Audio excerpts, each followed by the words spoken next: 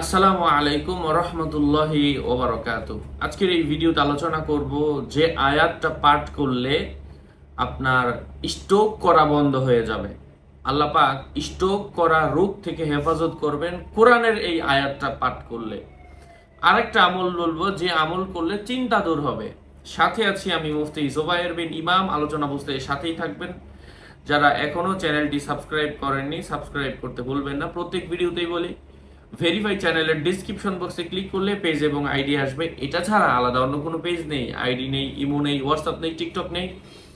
নাম ছবি দেখে বিভ্রান্ত হবেন না। প্রত্যেক ভিডিওতে আলাদা আমি সাবধান করি, সতর্ক করি। সম্মানিত প্রিয় উপস্থিত বৃন্দ, কোন সেই আয়াত, কোন সেই আমল যে আমল করলে আল্লাহ পাক স্ট্রোক করা রোগ থেকে হেফাজত করবেন?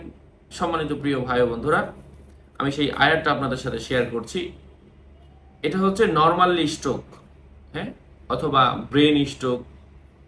স্ট্রোক থেকে আল্লাহ হেফাজত করবেন সেই আয়াতটা হচ্ছে আউযু বিল্লাহি মিনাশ শাইতানির রাজিম ওয়ালাহু মা সাকানা ফিল লাইলি ওয়ান নাহার ওয়া হুয়াস সামিউল আলিম ইন্নাল্লাহা ইউমসিকুস সামাওয়াতি ওয়াল আরদা আন তাজুলা। আবারও বলছি, ওয়ালাহু মা সাকানা ফিল লাইলি ওয়ান নাহার ওয়া হুয়াস সামিউল আলিম ইন্নাল্লাহা ইউমসিকুস সামাওয়াতি ওয়াল আরদা আন তাজুলা।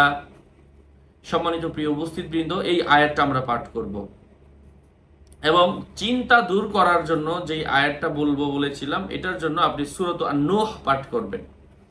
সূরাত আন-নূহ দৈনিক একবার। যখন অনেক চিন্তা, অনেক পেরেশানি মাথার উপর, অনেক বোঝা, তখন আপনি এই সূরার আমলটা করেন। আল্লাহ পাক আপনার চিন্তা, পেরেশানি, বোঝা লাঘব করে দিবেন এবং স্ট্রোক করা থেকে হেফাজত করবেন।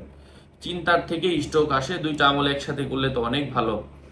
আল্লাহ পাক আমাদেরকে আমল করার তৌফিক দান করেন। আরো আপডেট পেতে সাথেই থাকবেন। সুস্থ থাকবেন, ভালো থাকবেন, আর কোরআনের আমলের মাধ্যমে নিজের জীবনকে সাজাবেন। নিজে করলেই হয়, কারো কাছে যাওয়ার প্রয়োজন পড়ে না।